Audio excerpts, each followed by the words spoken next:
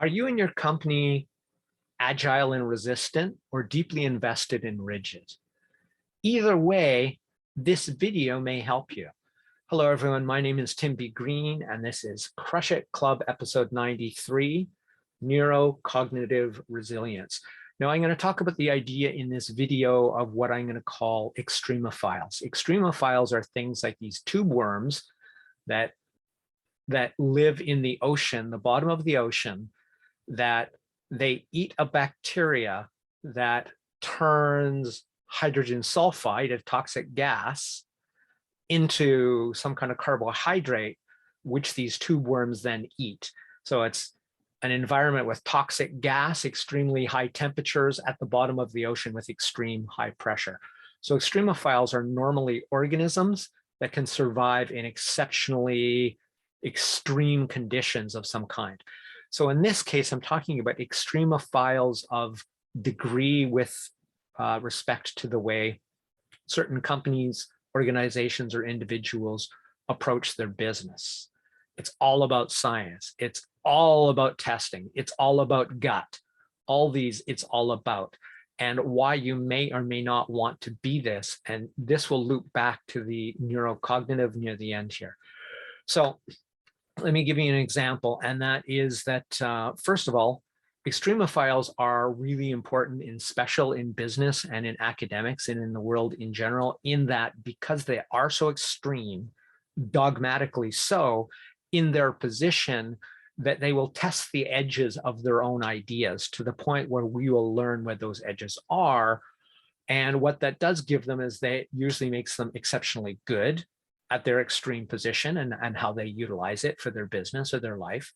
They usually are the world's leading experts, have the most expertise in that, but they also tend to be the most dogmatic and steeped in confirmation bias. And confirmation bias just means you always look, or it's a normal human bias, by the way, everybody has it. You always look for evidence you're right and tend to ignore and forget evidence you're wrong in your position. So they're also extreme about that, because it's like, I have all these examples of when I was right, which means they remember the examples when they're right and forget or ignore the examples when they're wrong, like all of us, but they're to the extreme. The problem with this position typically is that they're very rarely agile or resilient. That is, they can't say, oh, I guess I was wrong. I noticed in this case, I need to change my philosophy, because they're invested in proving it, because that is, after all, sort of their brand at this point many times, right? So I'm going to give you an example of an extremophile on the management is everything end. And I am a big fan of this man, the late man. He's no longer alive, I believe. And that would be Peter Drucker. Right now, I'm listening to his book, Innovation and Entrepreneurship. And like everything he writes, it's brilliant. And had I not a counterpoint I recently learned about, it would be hard to argue with anything he says, except for management technology or management isn't all. Just like nothing is everything, management isn't everything. So I would really love to have seen Peter Drucker's response, though I have a prediction what it would be, to the Netflix special, 𝗓𝗂𝘂𝗂𝘂𝗓, where management was taken to the extreme, where it was all about the numbers from the management side. And because of that, the 737, what was it, plus, or the 737 something. The new 737 had a system in it, all based on the idea of, well, this will work, but they totally screwed up on the management side. And I'm sure Drucker would just say exactly that. They screwed up on the management side. Management is perfect, but it was because of listening to managers rather than engineers, this whole thing came about.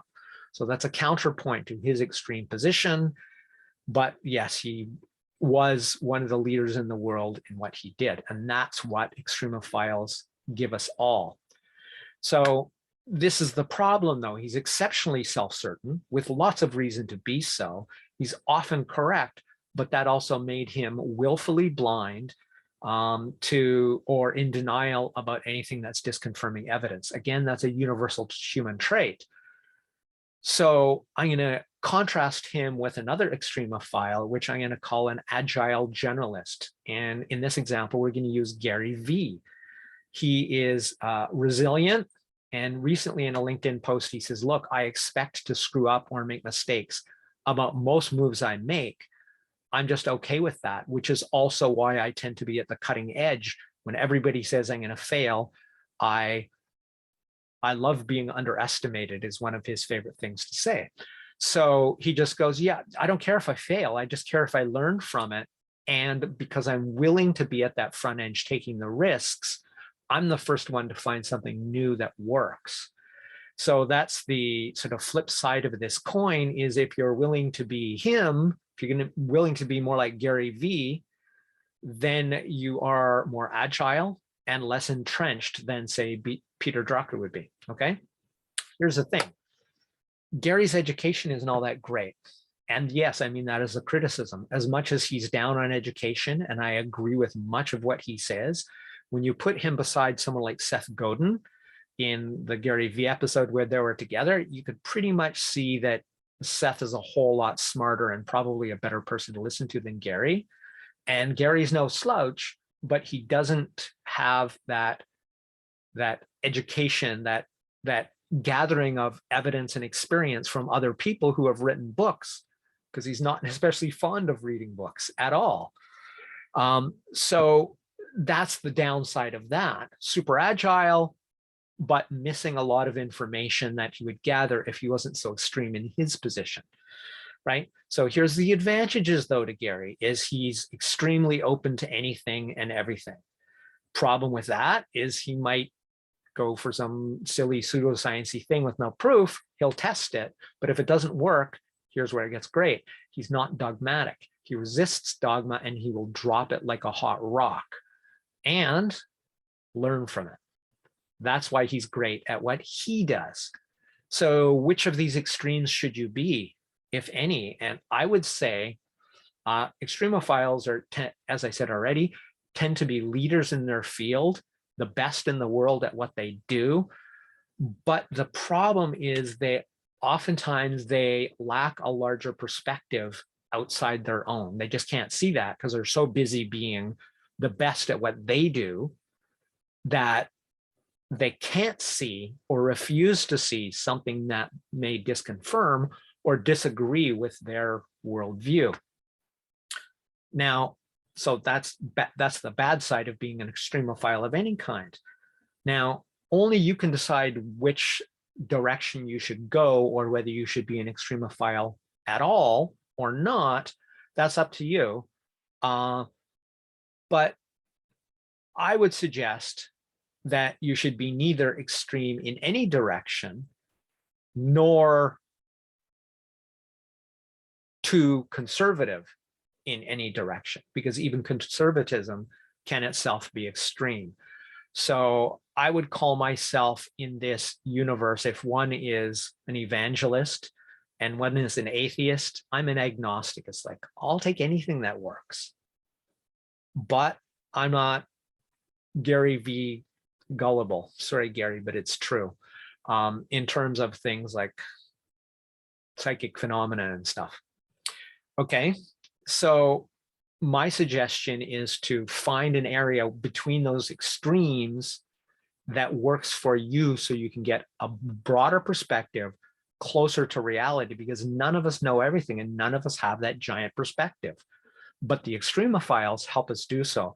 And this is where it really comes down to the cognitive, right near the end of the episode here, is you cannot be the friend and the parent. You cannot be the student and the teacher, or not very easily at the same time.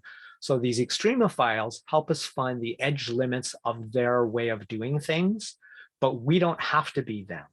But if you decide to be them, you can own that category. Just make it sure that that's what you want to own. So I'm just curious, are you an extremophile like Peter Drucker, an atheist like Gary V, or an agnostic like myself? That's it for Crush It Club, episode 93, Neuro cognition, and resilience. My name is Tim B. Green. Bye for now.